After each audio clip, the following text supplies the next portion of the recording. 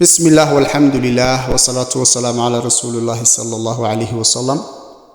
جمعة مبارك ولا ليال ملك استوى شوكتان وساعدي قدام بيسي جمعها iyo daqiiqadii u dambeysay goobtan iyo deegaankan aan hadda joogno biidnillaahi tacaala waa barnaamijkii ducada jimcaha ee aynu ugu ducayn jirnay walaalaha muslimiinta ah si ikhlaas lilaahi ah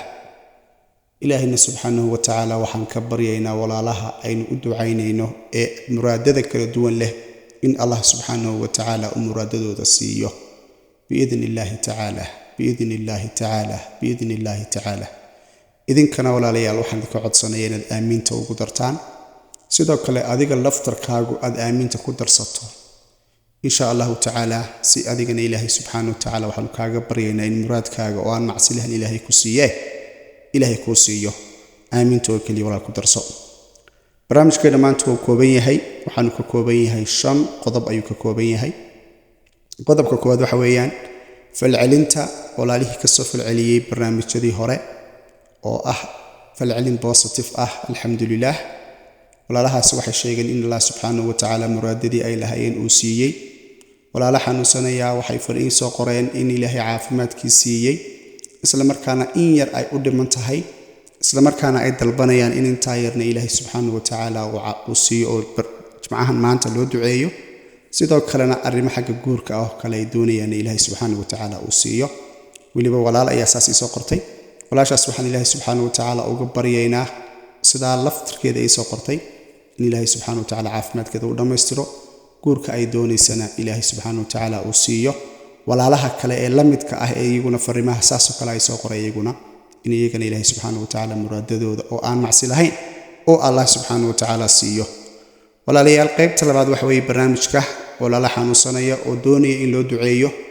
oo aan jecelahay idinkuna aamiinta inaad ku dartaan ilaahay subxaanahu wa tacaala waxaan uga baryaynaa walaalahaasna ilaahay inuu caafimaad degdega siiyo biidnillaahi tacaala iyagana insha allahu tacaala ay barnaamijyada soo socda kaga soo falceliyaan iyagoo ilaahay u mahadcelinaya subxaanahu wa tacaala waayo ma hadda ilaahay oo keliya ayaa iska leh caafimaadintana ilaahay oo keliya subxaanahu wa tacaala ayaa iska leh ilaahay oo keliyan u baryaynaa subxaanahu wa tacaala walaalayaal walaalaha doonaya guurka ilaahay subxaanahu wa tacaala inuu yasiro ee kala duwan ilaahay waxaan uga baryaynaa iyagana muraadkoogaas inuu siiyo way aamiinta ku darsadaan qodobka afraad walaal shukri axmed oo Kenya jooga oo la dhiban xanuunada saableyda ku dhaca eeriyada sanbabada wadnaha iyo feedhaha iyo eeriyada xanuunada ku dhaca la dhiban ilaahay subxaanahu wa tacaala waxaan uga baryaynaa oo ilaahay subxaanahu wa tacaala uga baryaynaa walaalkeen inuu caafimaad degdeg ilaahay siiyo daawadiisa ilaahay siiyo u boogadhayo muraadada uu leeyahay